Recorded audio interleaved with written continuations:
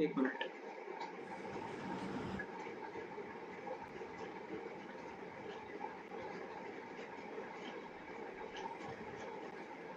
हाँ जी।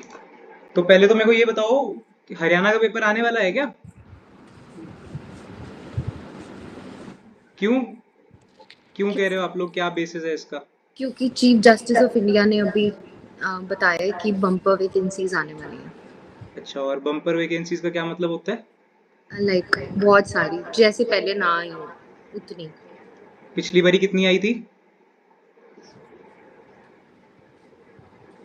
नहीं, मैं जानना चाह रहा हूँ कि आपकी what is 140 your I think, definition more of than bumper? 100, more than 100 थी पिछली बार भी। आई थिंक 120 या 140 थी पिछली बार भी। नहीं, तो आप बम्पर को पिछली बार किस, तो 200 से ऊपर थी।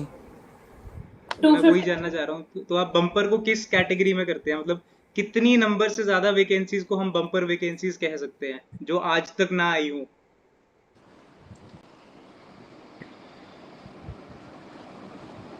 सर 173 या 175 पोस्टें आएंगी सर इस बार। इस बारी 175 आएंगी, और पिछली बार 200 से ऊपर थी। कितनी थी नीलम? आपको शायद एग्जैक्ट मुझे सर भी आई याद नहीं, थिंक लेकिन 250, 249, 250 के आसपास थी। हाँ। तो यहाँ पे 2023 में ये बोल रहे हैं, और 250 प्लस जो थी, भरी भरी जितनी थी उससे नहीं हम बात कर रहे हैं, हम जितनी वैकेंसीज एडवर्टाइज हुई थी वो 2021 की जो एडवर्टीजमेंट आई थी उसमें आई थी ये। और क्या जजमेंट का नाम है जिसमें बोला गया है? मलिक मजहर सुल्तान वर्सेस यूपीएससी, ये है जजमेंट का नाम जिसके करके बोला गया है। पता है किस डेट को आई थी ये जजमेंट? किस डेट को आई थी ये जजमेंट? 26 सितंबर 2023। और within how much time was the honorable Punjab and Haryana High Court asked to take action? 15 days। So 2 2 weeks. weeks। और आज है 3 अक्टूबर, यानी कि पूरा एक हफ्ता निकल चुका है। तो 2 वीक्स हमारे कब कंप्लीट हो रहे हैं? 10 अक्टूबर 2023 को। तो यानी कि आज से सिर्फ एक हफ्ता रह गया। इस एक हफ्ते में हम अपनी एडवर्टीजमेंट जो है वो एक्सपेक्ट कर सकते हैं कि आ रही है। तो बेसिकली मेरे को आपको ये टाइमलाइन देने का क्या रीज़न था, वो ये था कि आप लोग बस ये जान चुको कि अगर अभी तक हम में से जिसने भी पढ़ाई नहीं शुरू करी है, या कुछ भी नहीं किया है, या बिल्कुल स्क्वायर जीरो पे है, जो ये वेट कर रहा था कि नोटिफिकेशन आने वाली है मैं तब कुछ करूंगा, या आ जाएगी तब कुछ करूंगा, तो अब टाइम आ गया है। तो अब बेसिकली अगर अभी तक कुछ नहीं किया तो हम ऑलरेडी बहुत लेट हैं, जिसने भी अभी तक कुछ नहीं किया। तो ये बहुत छोटी सी आपकी हाफ एन आवर की क्लास में सिर्फ मैं आपको ये बताऊंगा कि अब हमें करना क्या है इतनी सी देर में। तो बेसिकली हम एक बार को उल्टा चलेंगे। हमारा जो पेपर होता है वो कैसे होता है? पहले प्रीलिम्स होता है, फिर मेंस होता है, फिर इंटरव्यू होता है। मैं एक बार को आपको उल्टा लेके चलूंगा। पहले इंटरव्यू के बारे में कुछ बताऊंगा, फिर मेंस के बारे में कुछ बताऊंगा, फिर प्री के बारे में कुछ बताऊंगा। ठीक है? बहुत छोटी छोटी चीजें हैं जो कि हम आज से 6 महीने पहले शुरू करते तो हम एक बहुत बेटर पोजीशन में होते। बट अगर हमने नहीं करी है तो इसका मतलब ये नहीं है कि हम गेम से आउट हो चुके हैं। इसका ये बिल्कुल भी मतलब नहीं है। ठीक है? सिर्फ ये अभी भी इसलिए बता रहा हूं कि जो चीजें, सपोज आप प्री में बहुत अच्छे हो, आपने प्री का पेपर क्लियर कर दिया, but that will be a futile exercise अगर आप मेंस में ही 0 मार्क्स लेकर आओगे। जीरो से मेरा मतलब है कि पासिंग भी नहीं आए आपके अगर, तो that will be a futile exercise. और सिमिलरली अगर आपने मेंस दे दिया उसके बाद इंटरव्यू में फंस गए तो again that will be futile exercise. क्योंकि हमने सिर्फ एक स्टेज क्लियर करने के लिए नहीं पेपर देना ना, हमने पूरा तीनों स्टेजेस एक ही बारी में क्लियर करने के लिए देना है। तो अगर हम सबसे पहले इंटरव्यू की बात करें, तो वैसे तो हमारे बीच में एक एक्सपीरियंस कैंडिडेट भी हैं जो थोड़ा प्रकाश डाल सकते हैं इंटरव्यू के बारे में। क्या होता है इंटरव्यू, क्या करना चाहिए इन बच्चों को? नहीं, नहीं बता सकते, वो मना कर रहे हैं बिल्कुल म्यूट करके।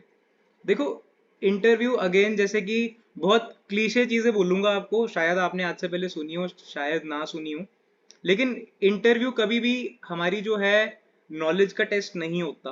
क्योंकि नॉलेज हमारी प्री और मेंस में चेक हो चुकी है। प्री में हमारी रट्टाबाजी चेक हो चुकी है, मेंस में हमारे कंसेप्ट चेक हो चुके हैं।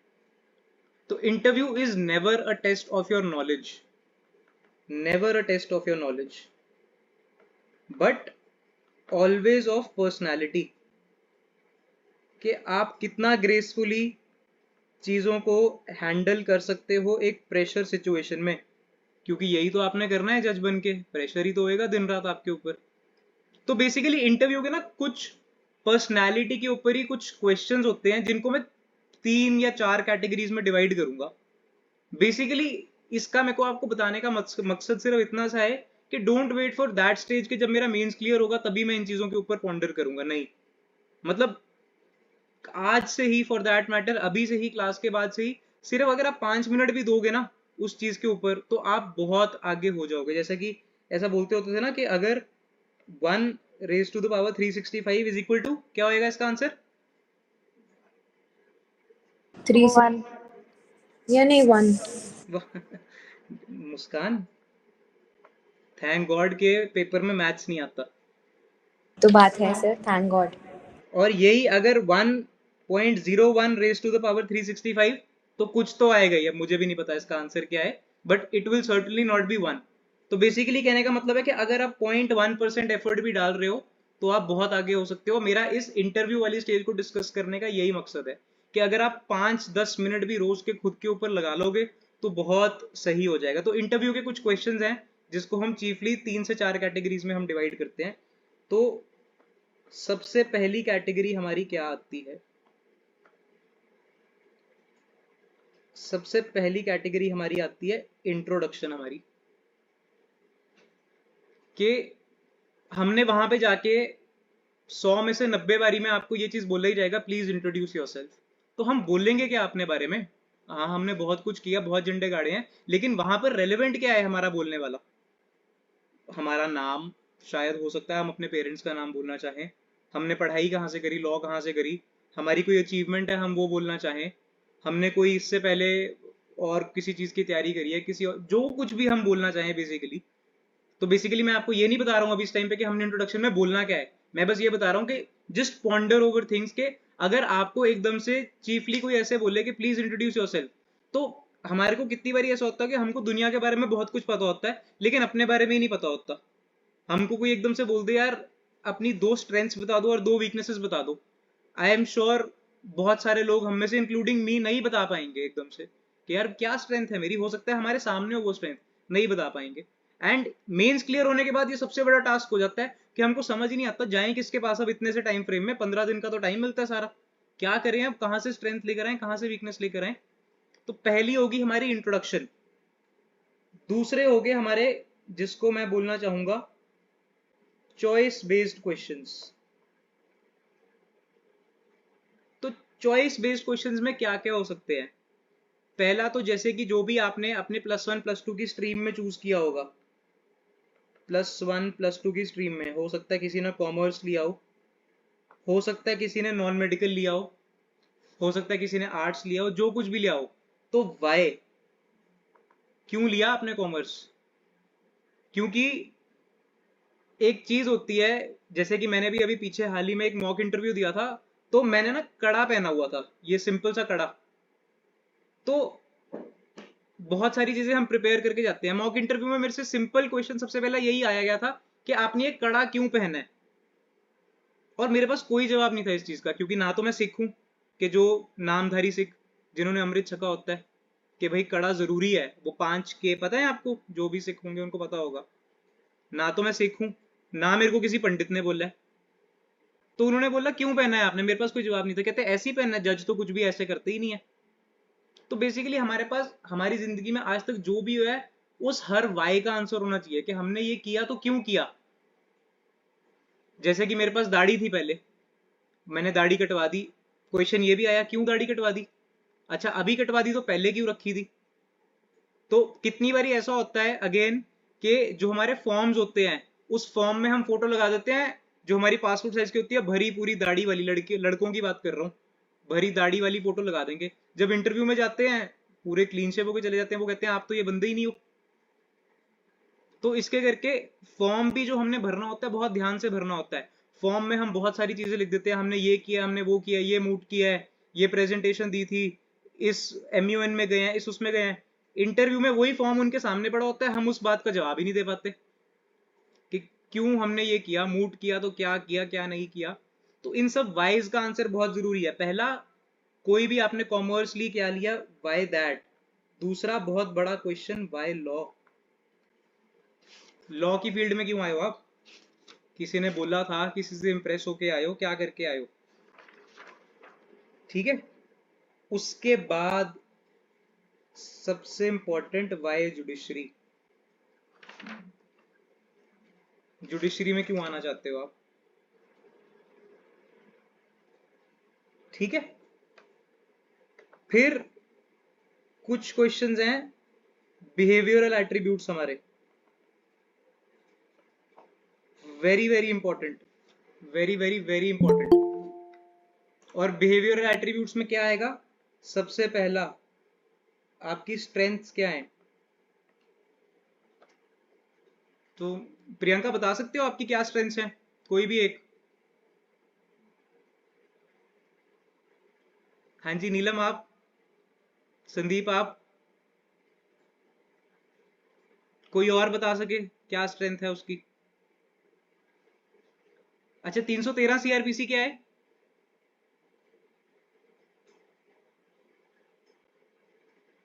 अरे ये तो पता होगा, ये तो बता दो।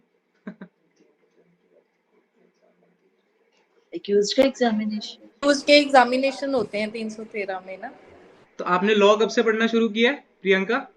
कितने साल हो गए? सर मैं 2021 पास आउट हूँ। 2021 मतलब 3 साल ही हुए हैं आपको, 2 साल ही हुए हैं लॉ पढ़ते हुए, है ना?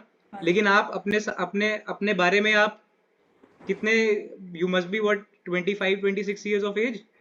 नो जो, सर, आई एम 33। अच्छा चलो, अच्छा फिर again a disadvantage. 33 years and we can not tell our one strength, but जो 2 साल पहले पढ़ा था वो हम बता रहे हैं। तो basically again this goes on to prove what, कि हमको बाहरी दुनिया के बारे में बहुत कुछ पता है लेकिन अपने बारे में कुछ भी नहीं पता। Yes sir. तो ये एक बहुत बड़ा ड्रॉबैक आ जाता है। और ये मतलब मैं सिर्फ और सिर्फ इस क्लास को लेने का इतना सा मकसद था कि ये आप बीती चीजें हैं, ये कोई कोई किताबें पढ़ के नहीं मैं ये चीजें बता रहा आपको। ये सिर्फ और सिर्फ, पंजाबी की कहावत है ना, हड्ड बीतियां, ये सिर्फ वो हैं जो मैं आपको बता रहा हूँ। दूसरा, हाँ जी गीतू, वीकनेस बता दो अपनी एक, क्या वीकनेस है आपकी?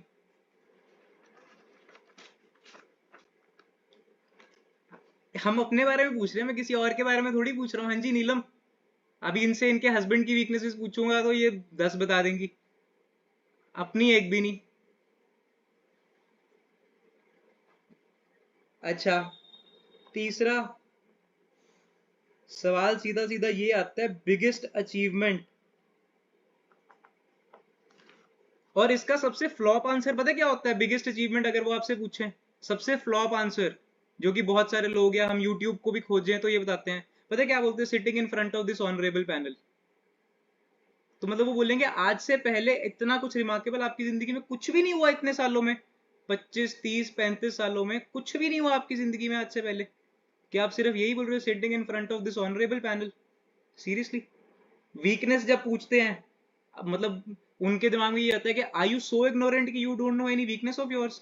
आज घर जाके यही करना, अपनी अपनी मम्मियों से पूछना, मम्मी मेरी कमी बता दो क्या है, वो आपको लिस्ट देंगी एक, फिर उसमें से हम चूज करेंगे कि हम पैनल के आगे क्या बोल सकते हैं।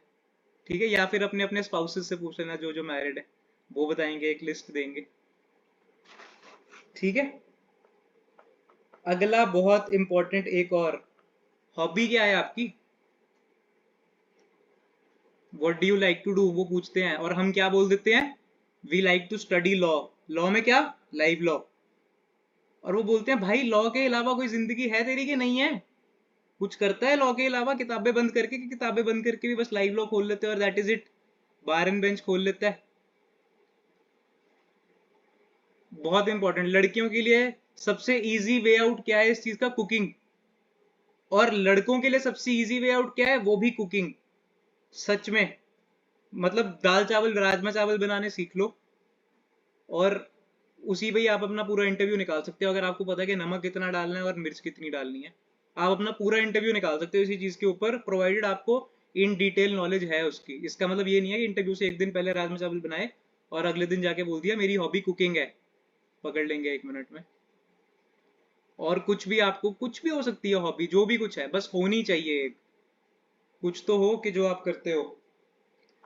अगला बिहेवियरल, उसमें ही एक आ जाता है हमारा फेवरेट सब्जेक्ट। ये बिहेवियरल उसमें क्यों आया? क्योंकि फॉर एग्जाम्पल हम बोल देते हैं एक फेवरेट सब्जेक्ट है मेरा, फॉर एग्जाम्पल कोई बोलता है एविडेंस है, कोई बोलता है सीआरपीसी है। तो अगला सवाल ये आता है कभी कभी कि क्यों है ये आपका फेवरेट सब्जेक्ट? आपने सीआरपीसी बोला, क्यों है ये फेवरेट सब्जेक्ट? तो कोई लॉजिकल आंसर तो होना इसका, कि लॉजिकल आंसर क्रिमिनल लॉ का तो क्या होता है कि ह्यूमंस का बहुत क्रिमिनल बेंट ऑफ माइंड होता है, हमेशा तोड़ फोड़ इस सब के बारे में ही सोचते हैं वो। बट ऑफ कोर्स ये तो हम इंटरव्यू के आगे नहीं बोल सकते, पैनल के आगे बोलेंगे कोर्ट का सामान तोड़ेगा जाके। तो एक फेवरेट सब्जेक्ट एंड व्हाई, क्यों है ये फेवरेट सब्जेक्ट? क्रिमिनल है, प्रोसीजरल लॉ है तो वो क्यों है, एविडेंस है तो वो क्यों है, वगैरह वगैरह। लास्ट जॉब रिलेटेड क्वेश्चंस हमारे। सबसे पहला, why do you want to be a जज? और प्लीज यहां पर कोई ये नहीं लिखेगा कि मेरा ड्रीम है जज बनना। भाई सबका ड्रीम है जज बनना, किसका नहीं है? जो इंटरव्यू दे रहा है सबका ड्रीम है जज बनना। और क्या है आप में ऐसा? ये मैं सिर्फ आपको छोटा सा ना रियलिटी चेक दे रहा हूं कि हम एक चीज कर रहे हैं, बस हम भेड़ चाल में ना करें ये चीज कि हाँ मेरे साथ वाले कर रहे थे तो मेरा करना मैंडेटरी हो जाएगा। बस उस भेड़ चाल से बचने के लिए, why do you want to be a जज। दूसरा, और ध्यान रखना दूसरा क्वेश्चन लिख रहा हूं, ये मत सोचना कि गलती से दूसरा क्वेश्चन लिख दिया, फर्क है दोनों क्वेश्चंस में।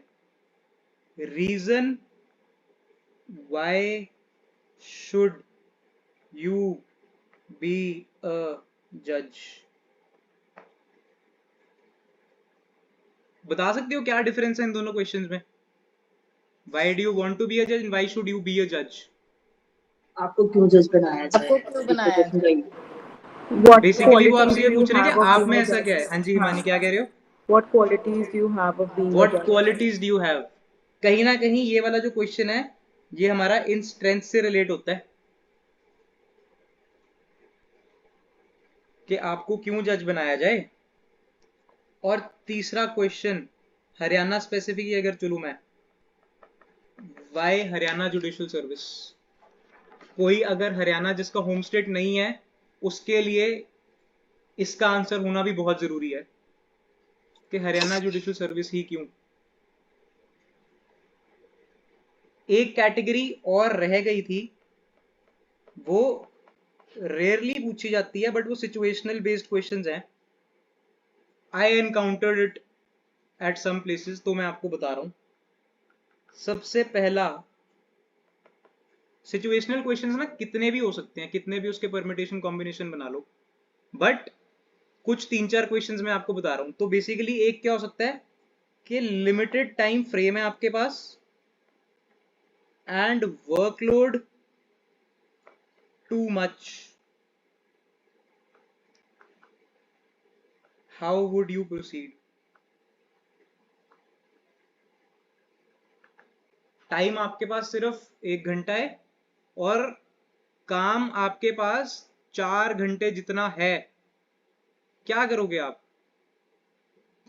कोई दे सकता है इसका जवाब? कोई देना चाहेगा? दे तो सभी सकते हैं, कोई देना चाहेगा? हाँ जी।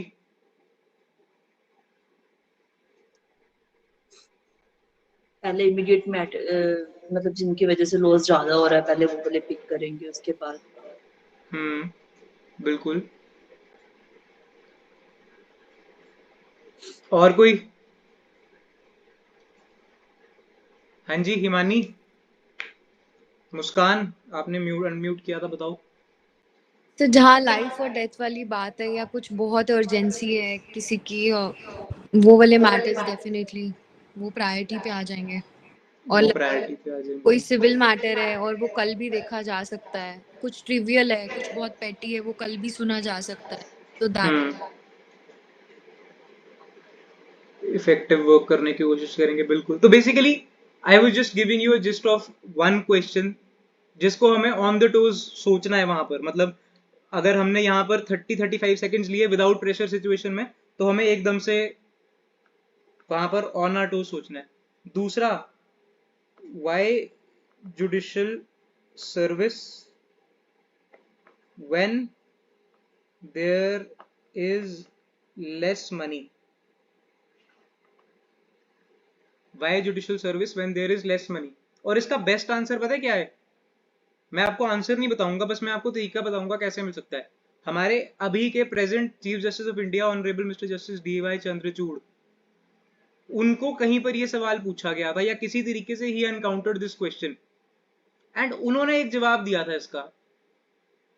आप सब ढूंढ सकते हो वहां पर जैसे तैसे करके, हम सभी टेक सेवी हैं, ढूंढ लेना इसका। उससे बेस्ट आंसर इसका मिल नहीं सकता कोई, कि क्यों कम पैसे में भी हम जुडिशरी में आना चाहते हैं। ढूंढ लेना आप सब, एक हफ्ते बाद आना मेरे पास, अगर नहीं मिला फिर दे दूंगा, ठीक है। Any time you showed leadership, court में जाके क्या हो? You are nothing but a leader. तो कोई आपकी जिंदगी का ऐसा टाइम जहां पे आपने लीडरशिप शो करी हो? when you had been successful on a team apart from being a leader। एक टीम में भी तो रह के काम करना है जज को, अपने सारे स्टाफ के साथ वगैरह के साथ। कोई डिफिकल्ट डिसीजन आपने अपनी जिंदगी में लिया हो रिसेंटली या बहुत पहले। ये सब ऐसे क्वेश्चंस हैं जो कि देखने में on the face of it बड़े इजी लग रहे हैं, लेकिन अगर हम इन पे ध्यान लगाने की कोशिश करें तो हमको जवाब नहीं मिलेगा, ठीक है। चलो, अब बोरिंग बातें खत्म हुई और आप बोलोगे सर जिस चीज के लिए आए थे वो बता दो मेन क्या है। तो सिलेबस पता है सबको कि सिलेबस भी नहीं पता? सिलेबस चलो लिख लेते हैं एक बारी। 3 भाग में बटा हुआ है, सिविल लॉ 1, सिविल लॉ 2 और क्रिमिनल लॉ। बोलने शुरू हो जाओ फटाफट से, सब्जेक्ट्स मुझे नहीं याद।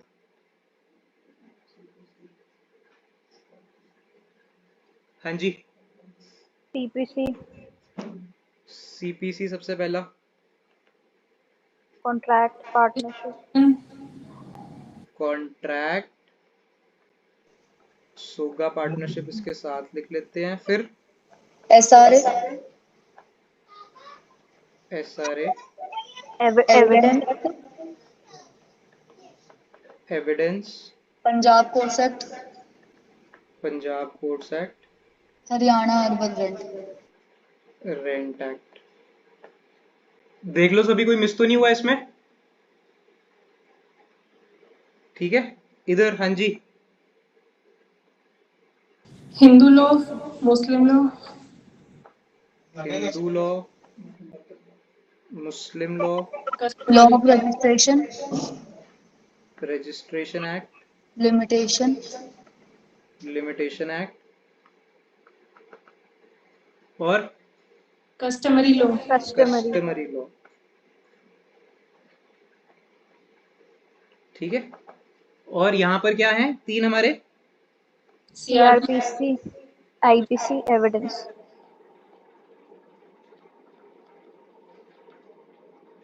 ठीक है। तो ये तो वो चीज है जो हम सबको पता थी और ये सारे आप कर भी लोगे, मुझे इसके बारे में नहीं बात करनी। मेंस के मुझे 2 और पेपर है, मुझे उसके बारे में बात करनी है। ये तो आप लॉ वाले तो कर ही लोगे बचपन से, और क्या करते आए हो। लेकिन बात करते हैं इन दोनों पेपरों की। कितने नंबर का होता है इंग्लिश का और हिंदी का पेपर? 200, इंग्लिश का 200 का, 100, इंग्लिश का 200 का होता है और हिंदी का 100। 100, तो इस 200 मार्क्स की बाइफरकेशन बता सकते हैं कोई?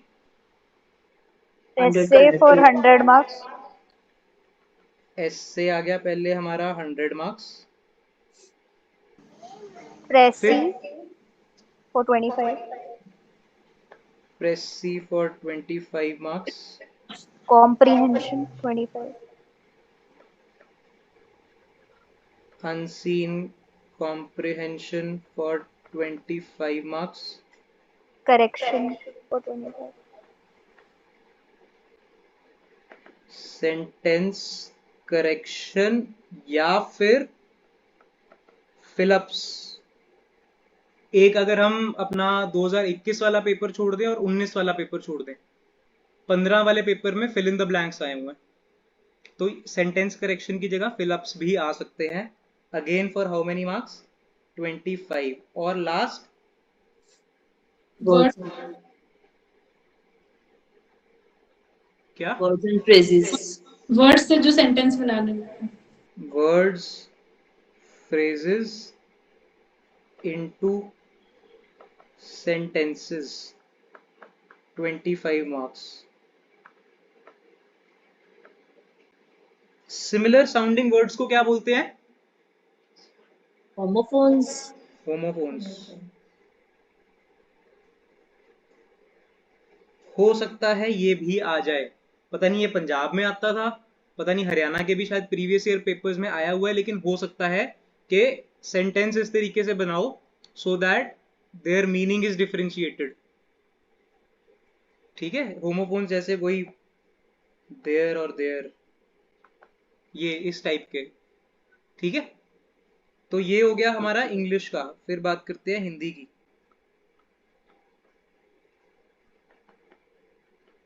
Hundred marks. हाँ जी, इसकी क्या बाइफर्केशन होती है? ट्रांसलेशन होते 20 की। तो सबसे पहले मेन बोलो ना। ऐसे कितने मार्क्स का आता है? 50 मार्क्स का, बिल्कुल। फिर उसके बाद गद्यांश और पद्यांश आते हैं 30 मार्क्स के। पोएट्री, जिसको हम क्या कहते हैं? पद्यांश। पद्यांश। और पैसेज, जिसको हम क्या बोलेंगे? गद्यांश। ये कितने मार्क्स का आता है? 30 का आता है। 30 का आता है नीलम? 30 का आता है? कैसी बातें कर रहे हो यार तुम, तो मुझे डाउट दिला रहे हो।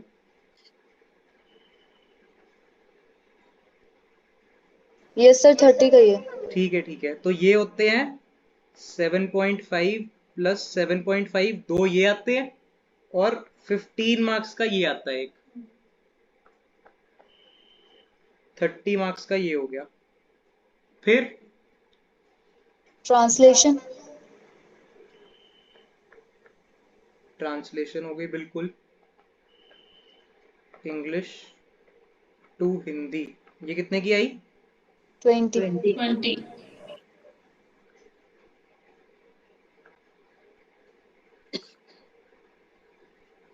100 नंबर पूरे हो गए क्या? ये यही था क्या पेपर हमारा हिंदी का? मेरे को ऐसा क्यों लग रहा है कि सर वो मुहावरे और वो आते हैं, वो करेक्शन, वो उसमें ऐसे में ही आते हैं।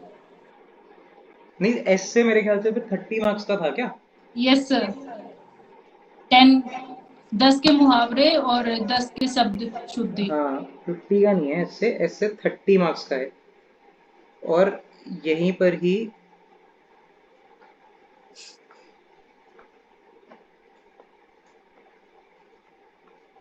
मुहावरे 10 मार्क्स के,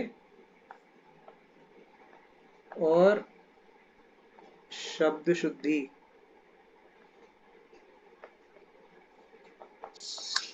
10 मार्क्स की। ये है हमारा हिंदी और इंग्लिश का सिलेबस। तो पहले कुछ इंग्लिश की बात कर लेते हैं। किस किस ने इंग्लिश की तैयारी शुरू कर दी है या कुछ करी है रिसेंट पास्ट में? I had studied during the Punjab time. उसके यू बाद तो हैव नहीं स्टडीड। ठीक है, पंजाब टाइम थोड़ा सा पुराना हो गया, but okay, still ahead of whosoever has not even started। तो अब आप ये देखो कि जो हमारे लॉ के पेपर है ना, उसमें आप किसी से कितनी ही लीड बना लोगे। अगेन मैं आपको अगर मैथमेटिक्स से ही समझाऊं, civil 1 200, civil 2 200, criminal 200, English 200, Hindi 200। आप इन 3 पेपर में, इनमें पहले तो हमें कुल मिला के हमें ये 900 बन रहा है, और ऐसा कहा जाता है कि 450 नंबर ले लो तो आपका मेंस क्लियर हो जाएगा। तो एक तरीका होता है कि हम लॉ के पेपर में लीड बना लें, दूसरा तरीका होता है कि हम इंग्लिश और हिंदी के पेपर में लीड बना लें।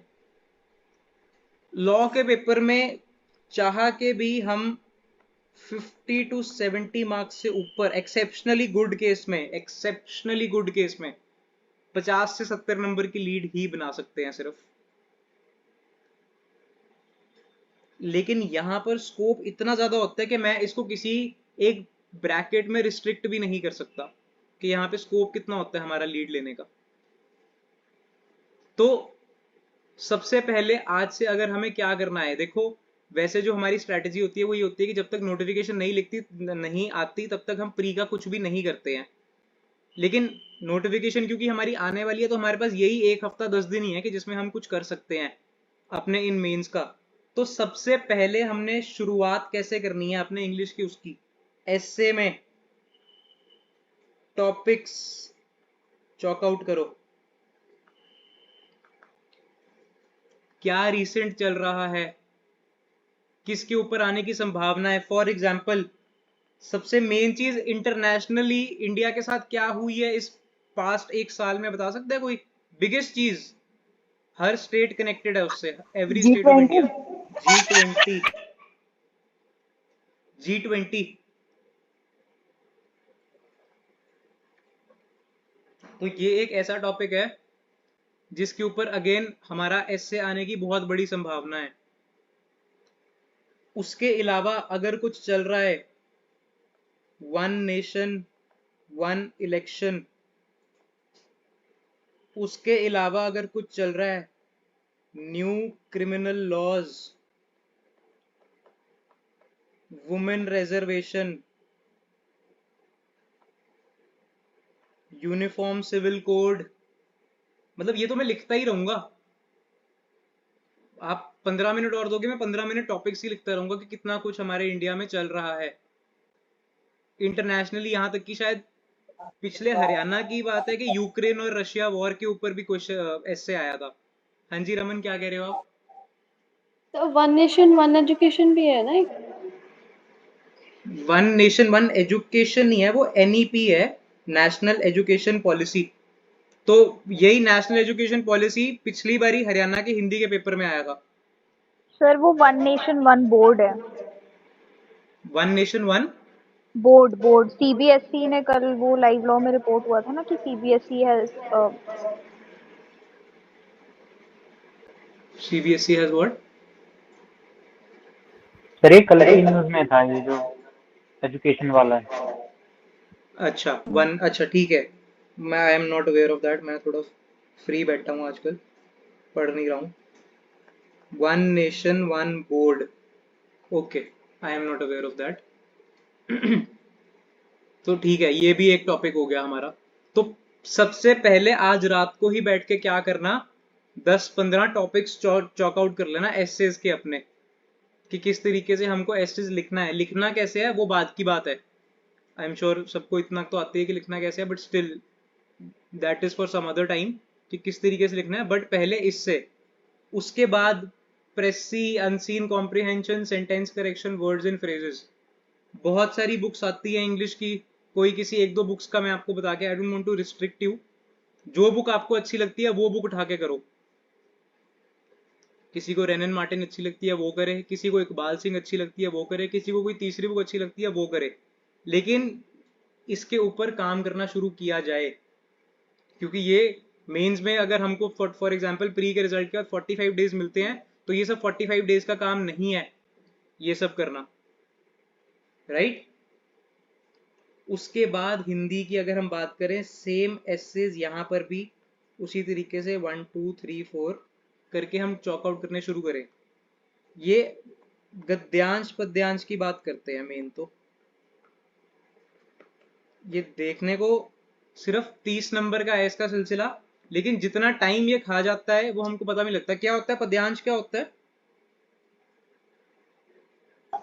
पोइट्री फॉर्म में रहता है, उसमें क्वेश्चन आंसर फिर करने रहते हैं। क्वेश्चन आंसर करने रहते हैं, पक्की बात है ये? नहीं नहीं, पैराग्राफ होता है पोएट्री की तरह, इसको फिर इसमें कन्वर्ट करके। बेसिकली हाँ, पोइट्री के पैराज होते हैं, उसका उसकी भावार्थ हमने लिखना होता है। हाँ, उसकी भावार्थ, उसकी व्याख्या, उसका प्रसंग, ये सब लिखना होता है।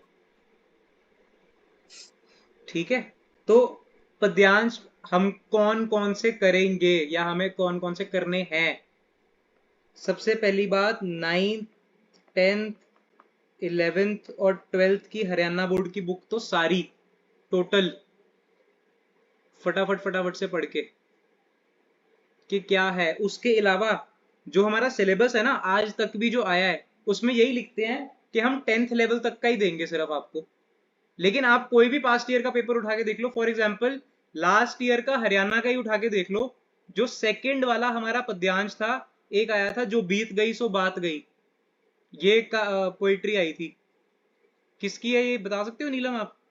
हरिवंश राय बच्चन। बिल्कुल, श्री हरिवंश राय बच्चन की पोइट्री थी ये, जो बीत गई सो बात गई। माना कि एक तारा था बेहद प्यारा था, अंबर के उसको देखो उसके कितने तारे छूटे वो कितने। That is not from 10th, शायद 11th या 12th की पोइट्री है वो। तो सिलेबस देखेंगे हम तो उन्होंने 10th लिखा होता है, लेकिन 12वीं के अलावा आगे BA लेवल तक भी आया होता है। लेकिन 12वीं तक तो हमें सब कुछ करना ही है, उसके अलावा क्या क्या कर सकते हैं हम? बिहारी कवियों के नाम बता रहा हूं सिर्फ यहाँ पे, बिहारी इनकी जो पोएम्स हैं, उसके अलावा कबीर और मीरा, इनकी 9th 10th में भी मिलेंगी हमको और BA में भी मिलेंगी। उसके अलावा रामधारी सिंह दिनकर, कौन सी है इनकी सबसे प्रसिद्ध रचना बता सकते हैं कोई रामधारी सिंह दिनकर की? कौन सी लिखी थी इन्होंने? महाभारत किसने लिखी थी? चलो एनीवे, सूरदास, तुलसीदास, अज्ञे,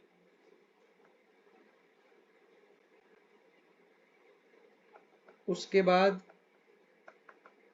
जयशंकर प्रसाद,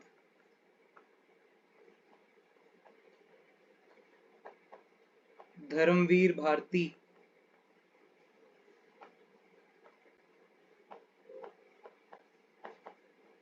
महादेवी वर्मा। ये सारे पोइट्स हैं जो हमको करने हैं, क्योंकि ये है सिर्फ 30 नंबर का सिलसिला, लेकिन एम्बिट इसका इतना ज्यादा है कि हमको पता नहीं लगता कहां से आ जाए। और गद्यांश की बात मैंने अब तक इसलिए नहीं करी थी क्योंकि इसका तो कोई एम्बिट नहीं है, कहीं से भी वो पैरा उठा के दे देंगे आपको कि इसकी वो करो, व्याख्या करो इसकी, राइट। उसके अलावा अगेन हमारा जो बाकी है, इनकी एक बुक आती है पिंक सिटी पब्लिशर्स की, सुना है किसी ने या है किसी के पास ये वाली बुक पिंक सिटी पब्लिशर्स की? हिंदी के लिए बुक आती है, अगर किसी ने कोई कोचिंग नहीं लगानी, कुछ नहीं करना, तो वो ये वाली बुक ले सकता है। हिंदी की सामान्य हिंदी है बुक का नाम।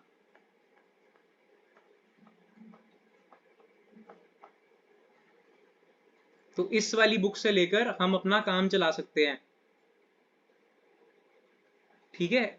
इंटरनेट पे भी मिल जाएगी, अमेजोन वगैरह पे आपको मिल जाएगी ये बुक, नहीं तो मार्केट वगैरह में अपने पता कर लेना, ठीक है। लॉ के में मैं कुछ नहीं बताना चाहता आपको, अगर आप लोगों को कोई डाउट है तो पूछो, क्योंकि ये तो हम सबको पता ही है। किसी को वैसे कोई डाउट है how to proceed about something या हाउ टू डू, उसके लिए मैं गाइड करने को तैयार हूँ। मेरे पास अपनी तरफ से आप लोगों को कुछ बताने के लिए नहीं है, क्योंकि ये सब हमको आता है। किसी को कोई डाउट है तो वो पूछ सकता है, अभी पूछ सकता है, नो प्रॉब्लम। किसी कोई टॉपिक में प्रॉब्लम आ रही हो, किसी कोई सब्जेक्ट में आ रही हो, समझ नहीं आ रहा, नोट्स नहीं बन रहे, any sort of problem in the subjects, most welcome to ask. Sir कितने मतलब चांसेस हैं, जैसे एडीए का पेपर आया था तो हरियाणा जुडिशरी का भी वैसा ही आएगा? एडीए के पेपर की कंडक्टिंग बॉडी कौन थी? HPSC sir. ये जो जजमेंट थी हमारी ऊपर, इसका क्या फैसला था? रेशो क्या थी इस जजमेंट की एट द एंड? इसमें बोला क्या जजमेंट में? ये तो एक बात होगी कि भाई 2 हफ्ते में आप नोटिफिकेशन निकाल लो, या 2 हफ्ते में कोई इस एक्ट्स लिए जाए। बोला क्या क्या था इस जजमेंट में वैसे? किस लिए थी ये जजमेंट, किसी को पता है? Why was this case in the first place? ये पेपर किसने कंडक्ट करवाना है? एचपीएससी कंडक्ट करवाएगा। कि पेपर किसने कंडक्ट कराना है, तो क्या प्रियंका इसका रिजल्ट निकला, कौन कराएगा? एचपीएससी कराएगी सर। 3 मेंबर्स की कमेटी रहेगी। बेसिकली एक कमिटी फॉर्म करी जाएगी। स्टेटस को मेंटेन हुआ बेसिकली, जो आज से पहले हो रहा था। किस किस की कमिटी होएगी? ऑनरेबल हाई कोर्ट के जजेस कितने? 3। फिर और एक कमेटी के उसके एचपीएससी के चेयरमैन। एचपीएससी के चेयरमैन, बिल्कुल। और हरियाणा के एजी। हरियाणा के एजी, बिल्कुल। और एक और है,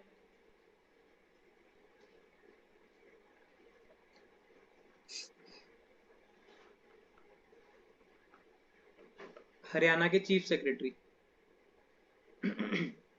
ठीक है, अब बता दो फटाफट से, इन सबके नाम भी बता दो, हो सकता है प्री में पूछ ही ले। हाँ जी। चेयरमैन आलोक वर्मा है इसमें। श्री आलोक वर्मा, बिल्कुल। एजी बलदेव बलदेव महाजन। बलदेव राज महाजन, सीनियर एडवोकेट। और ये संजीव कौशल। श्री संजीव कौशल। ठीक है, फिलहाल तक तो यही है, चेंज हो जाए तो कुछ पता नहीं है। तो जुडिशरी का पेपर किसने कराना है अब? Primarily Punjab Haryana high court ने कराना है। उनको एड करेगा कौन? एचपीएससी। अगर जजमेंट का हम लास्ट का पैराग्राफ देखें तो उन्होंने एग्जैक्टली इसी लाइन में, इन्हीं वर्ड्स में ये लिखा हुआ है कि the commission will aid the committee form in whatsoever manner they have been doing prior to 2007। यही चीज लिखी हुई है हमारी। तो इसके करके बहुत ही ज्यादा ब्लीक चांसेस हैं कि एडीए जैसा पेपर आए, बहुत ही ज्यादा ब्लीक चांसेस हैं।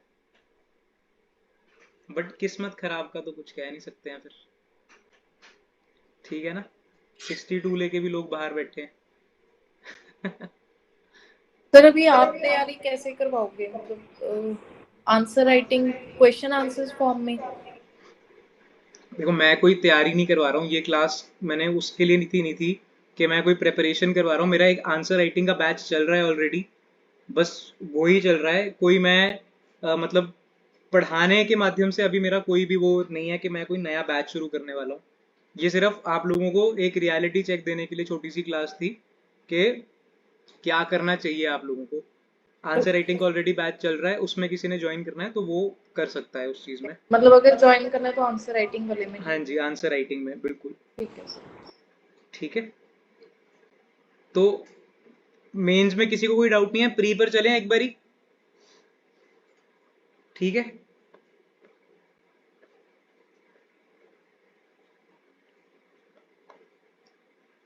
प्रीलिमिनरी पेपर,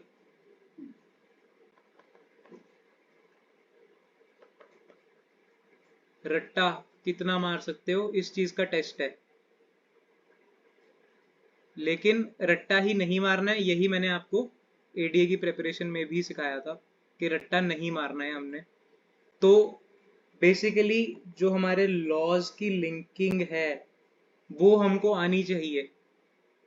किस तरीके से हमने, अगर सीआरपीसी पढ़ना है तो सीआरपीसी के साथ एविडेंस और आईपीसी साथ में चलेगा। चार्जेस फ्रेम हो रहे हैं तो अगर एक चार्ज फ्रेम हो रहा है, फॉर एग्जांपल थेफ्ट का चार्ज फ्रेम हो रहा है, तो थेफ्ट का चार्ज जो है कौन सा मैजिस्ट्रेट फ्रेम करेगा, मतलब कौन सा कोर्ट फ्रेम करेगा, मैजिस्ट्रेट का। मैजिस्ट्रेट कौन सा, एनी मैजिस्ट्रेट।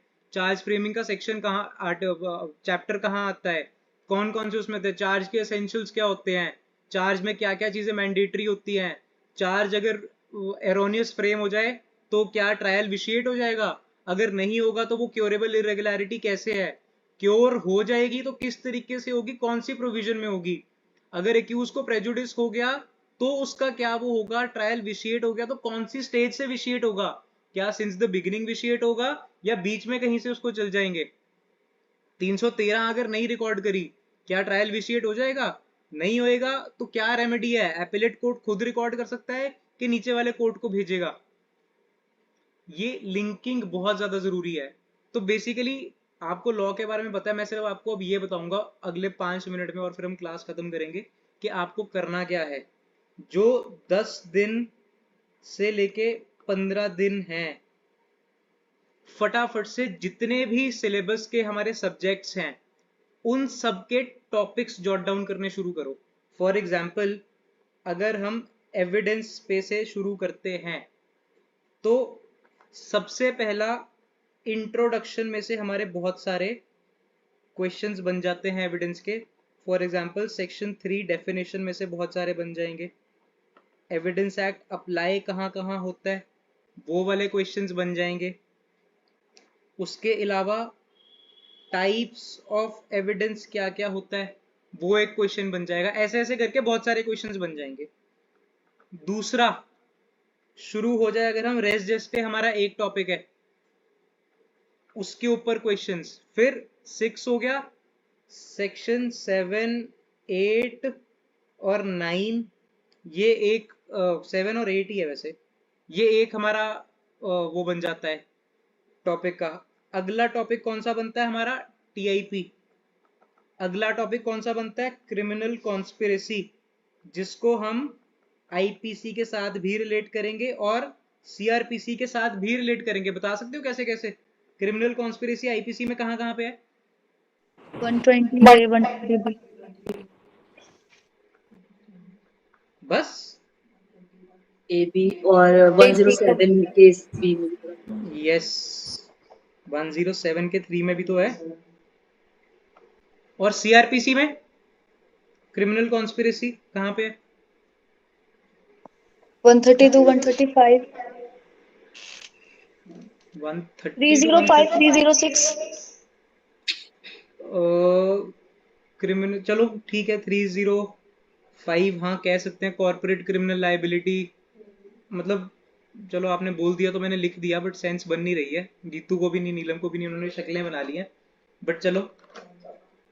उसके अलावा क्रिमिनल कॉन्स्पिरेसी कहाँ पर है सीआरपीसी में? एक तो वेजिंग वॉर वाले सेक्शंस में है कोई। किसमें? वेजिंग वॉर वाले सेक्शंस में है। आईपीसी वो 121 से लेके 131 के बीच में है किसी सेक्शन में। अरे आईपीसी नहीं बोल रहा मैं, सीआरपीसी बोल रहा हूँ।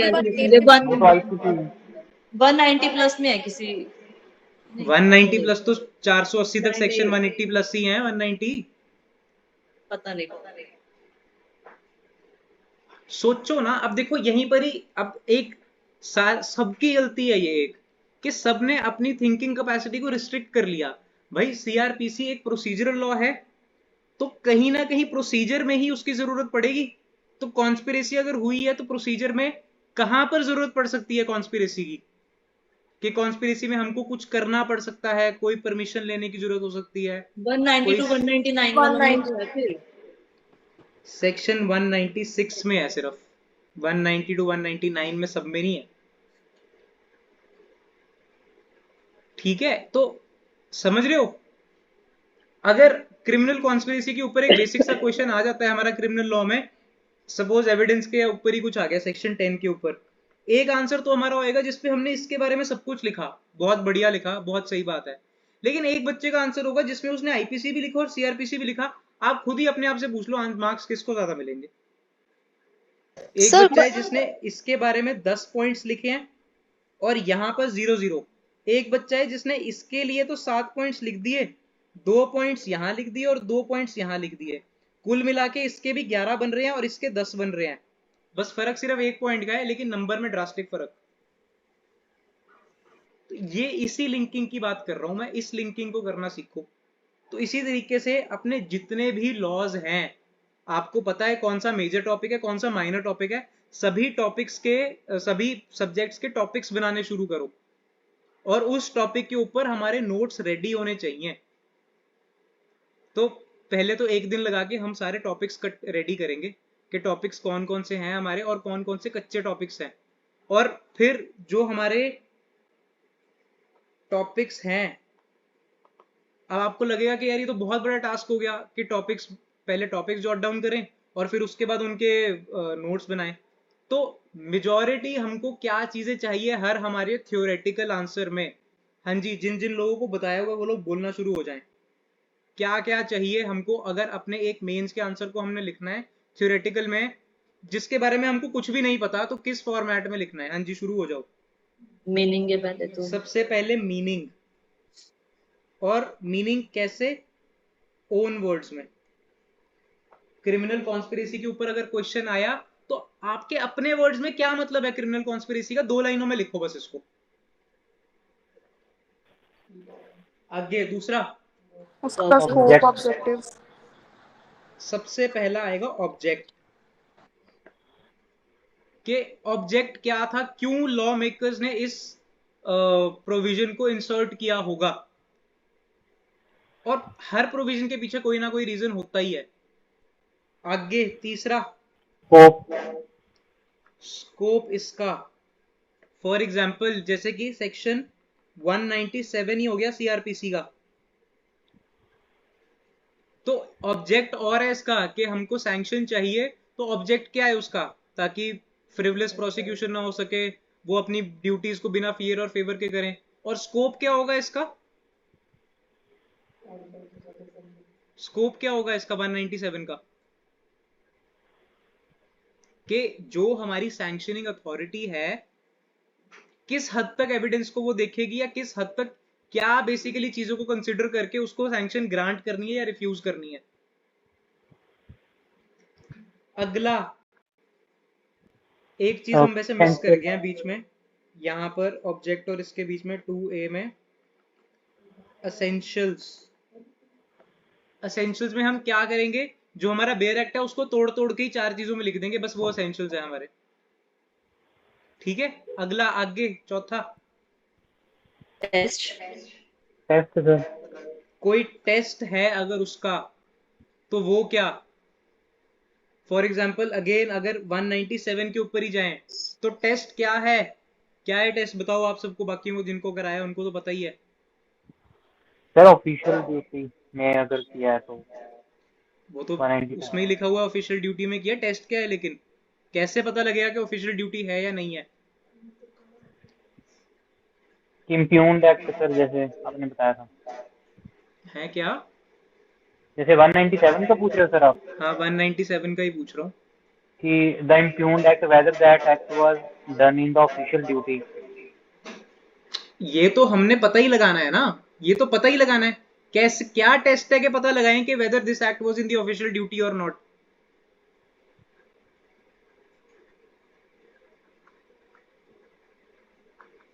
डेरिलिक्शन ऑफ ड्यूटी।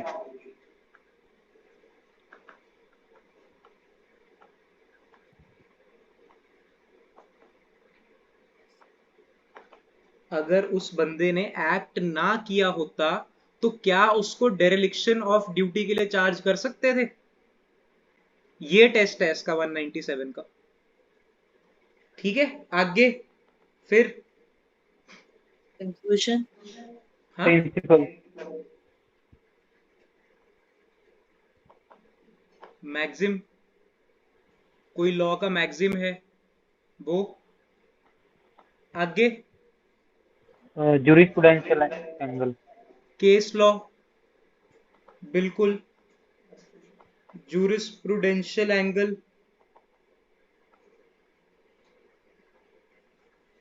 एंजल लिख दिया, ठीक है। एंगल, हाँ, फिर कंक्लूजन, एग्जाम्पल, कोई एग्जाम्पल से हम इलस्ट्रेट कर सकें उसको।